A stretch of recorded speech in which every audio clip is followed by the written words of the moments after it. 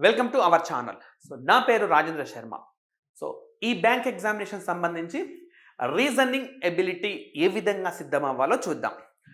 ముఖ్యంగా ఈ రీజనింగ్ ఎబిలిటీలో మనకు 35 క్వశ్చన్స్ వస్తాయి అండ్ 20 మినిట్స్ మాత్రమే ఉంటుంది. అంటే కనీసం ఒక్క మినిట్ కూడా లేదు. Point number 1. Next point number 2 మనం ఏం గుర్తుంచుకోవాలి అంటే మనకి ఇక్కడ కనిపించే ఇంగ్లీష్ లాంగ్వేజ్ కానీ, న్యూమరికల్ ఎబిలిటీ కానీ అట్లీస్ట్ 10th క్లాస్ వరకు అందరికీ ఉంటాయి. ఇంగ్లీష్ అంటే మనకు దాదాపుగా గ్రాడ్యుయేషన్ వరకు ఉండే సబ్జెక్టు. న్యూమరికల్ ఎబిలిటీ అనేది అందరికీ 10th క్లాస్ వరకు కామన్ సబ్జెక్ట్. సరే, ఆ తర్వాత ఎవరైనా బైపీసీ, సిఈసీ లాంటి గ్రూప్స్ తీసుకున్నా 10th క్లాస్ వరకు చదువుంటారు. కానీ ఎప్పుడు కూడా మన అకాడమిక్స్లో భాగం కాని సబ్జెక్ట్ ఏది అని అంటే రీజనింగ్ ఎబిలిటీ. జనరల్ సామర్థ్యము, ఓకే, అభ్యర్థుల సాధారణ సామర్థ్యాన్ని అండ్ అప్లికబిలిటీని, సిచ్యువేషన్ రియాక్షన్ని అన్నిటిని కూడా పరీక్షించే ఎగ్జామినేషన్ ఏంటి అంటే రీజనింగ్ ఎబిలిటీ. మరి ఇందులో ఎలాంటి టాపిక్స్ ఉంటాయి? చాలా సింపుల్గా ఉంటాయి. Alphabet test, ranking, sitting arrangement, puzzles, syllogism, అదేవిధంగా మనకు statements, conclusions, blood relations, directions, ఇట్లాంటి టాపిక్స్ అన్నీ కూడా మనకు ఉంటాయి అన్నమాట. వాళ్ళు కొంచెం డేటా ఇచ్చి ఆ డేటా ఆధారంగా మనం ఆన్సర్ని సాధించాల్సి ఉంటుంది. ఇందులో ఆస్పిరెంట్స్ బేసిక్స్ నేర్చుకోవడం అంటూ ఏమీ లేదు. నేరుగా మనము రీజనింగ్ ఏదైనా మంచి బుక్ తీసుకొని ఒకదాని తర్వాత ఒక టాపిక్ మనము ఒక్కసారి సాల్వ్ చేసి ఆ తర్వాత వీలైనన్ని ఎగ్జామినేషన్స్ రాయాల్సి ఉంటుంది. ఇది కూడా మంచి స్కోరింగ్ ఉండే ఏరియాగా చెప్పుకోవచ్చు మనము. అయితే ఈ ప్రిపరేషన్లో కొన్ని కామన్ టాపిక్స్ అనేవి మనకు ఉంటాయి. లైక్ ఫర్ ఎగ్జాంపుల్ మనకు ర్యాంకింగ్ అండ్ ఆల్ఫాబెట్ టెస్ట్, ఈ రెండిటి కూడా కామన్ లాజిక్ అనేది అవసరం అవుతుంది. ఇవి రెండు ఒకే టాపిక్స్ అని నేను చెప్పడం లేదు. ఇవి రెండిటికి కూడా ఒక కామన్ లాజిక్ అనేది అవసరం అవుతుంది. ఏంటి నేను చెప్పిన టాపిక్స్ రెండు?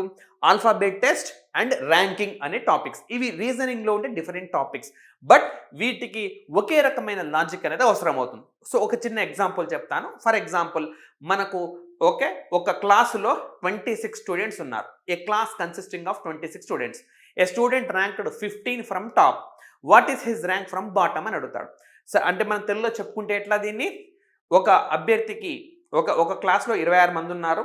టాప్ నుంచి అతని ర్యాంక్ 15, బాటమ్ నుంచి అతని ర్యాంక్ ఎంత అని అడుగుతున్నాడు. ఇది సాల్వ్ చేయాలి. ఇది సింపుల్ ట్రిక్ నేను చెప్తాను. మొత్తం 26 కదా, 27 తీసుకొని 15 తీసేయాలి, 12 వస్తుంది. ఆ 12 ఆన్సర్ మనకు.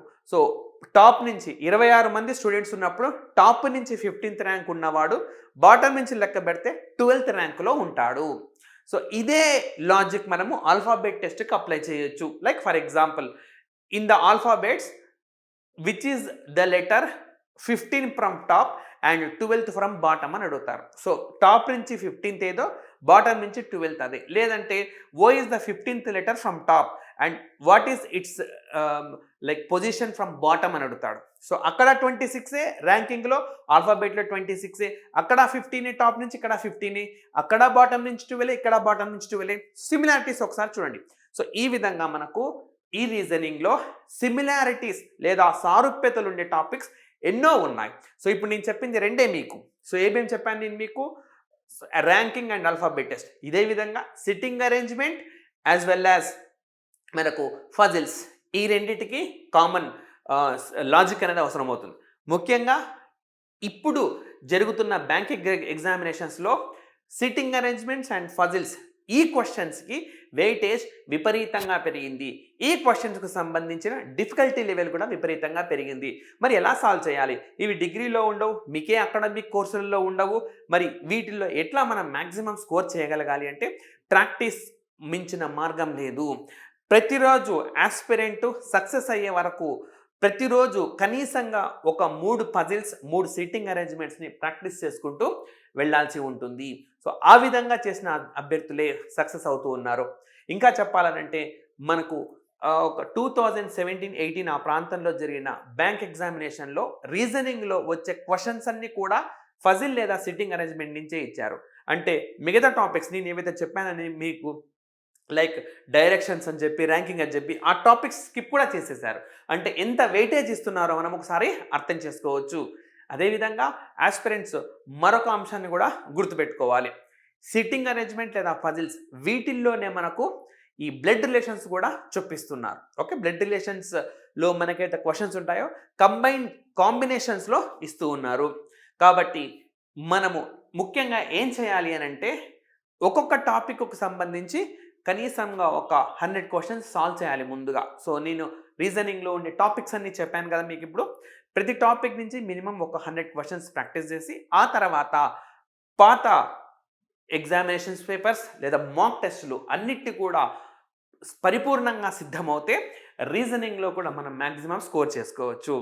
సో ఇప్పటి వరకు మనము English language, numerical ability, reasoning ability చూసాం.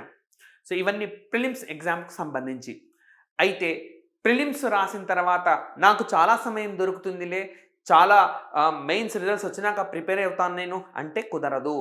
ప్రిలిమ్స్కి, మెయిన్స్కి కనీసంగా నెల రోజులు కూడా సమయం అనేది ఉండదు. అంటే ఆస్పిరెంట్ ప్రిలిమ్స్లో బాగా ఎగ్జామ్ రాసిన తర్వాత సేద తీరుతాను అంటే కుదరదు, కాస్త రెస్ట్ తీసుకుంటానంటే కుదరదు. ఈ పోరాటం అక్కడితో ఆగడానికి వీలు పడదు. ఈ పోరాటాన్ని కొనసాగిస్తూ ఉండాల్సిందే మెయిన్స్ ఎగ్జామినేషన్ అయ్యే వరకు కూడా. అండ్ మెయిన్స్ ఎగ్జామినేషన్లో మనకు ఈ 3 టాపిక్స్ ఉన్నాయి. వీటితో పాటు అదనంగా మరికొన్ని టాపిక్స్ వచ్చి చేరుతాయి. సో ఇక్కడ ఏ విధంగా అయితే ప్రిలిమ్స్కు నేను చెప్పానో ప్రిపరేషన్ అన్నది, అది మెయిన్స్కు కూడా ఈ సబ్జెక్ట్స్కు సంబంధించి కొనసాగించవచ్చు. ఎలాంటి మార్పు చేయాల్సిన అవసరం లేదు. నేను చెప్పినట్టుగా మనకు ఇంగ్లీష్ కాంప్రహెన్షన్ కంటిన్యూషన్ చేసుకుంటూ వెళ్ళాలి, numerical ability board marks continue చేసుకుంటూ వెళ్ళాలి, రీజనింగ్ ఇంతకుముందు నేను మీకు చెప్పిన ఫజిల్స్, సిట్టింగ్ అరేంజ్మెంట్స్ ప్రతిరోజు ప్రాక్టీస్ చేస్తూ వెళ్ళాలి. ఆ కసరత్తు కొనసాగిస్తూనే మెయిన్స్ ఎగ్జామినేషన్స్లో ఎక్స్క్లూజివ్గా ఉండే టాపిక్స్కి మళ్ళీ సిద్ధం కావాలి. అవి ఏ విధంగా సిద్ధం కావాలి అన్న అంశాన్ని మనము నెక్స్ట్ క్లాస్లో చూద్దాం. Thank you.